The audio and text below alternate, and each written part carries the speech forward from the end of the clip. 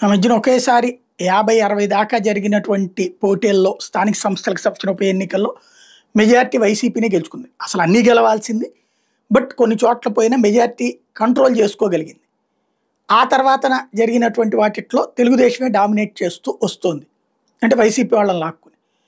అప్పట్లో పోరాడి అట్లాగా తెలుగుదేశానికి పోకుండా ఆగిన వాళ్ళందరినీ పలుసార్లు పిలిచి జగన్ వాళ్ళకి హ్యాట్స్ ఆఫ్ చెప్తూ వచ్చారు. కానీ ఆ తర్వాత వాళ్ళు కూడా అటుకు వెళ్ళినటువంటివి ఉన్నాయి. ఇప్పుడు తిరువూరు విషయంలో అదే. వాళ్ళందరూ గట్టిగా ఉన్నారు కౌన్సిలర్లందరూ. ఇటు దేవినేని అవినాష్ ఉండటం, అటు స్వామిదాసు, మల్లాది విష్ణు వీళ్ళందరూ యునైటెడ్గా ఉండి కాపాడుకొచ్చే ప్రయత్నం చేస్తున్నారు.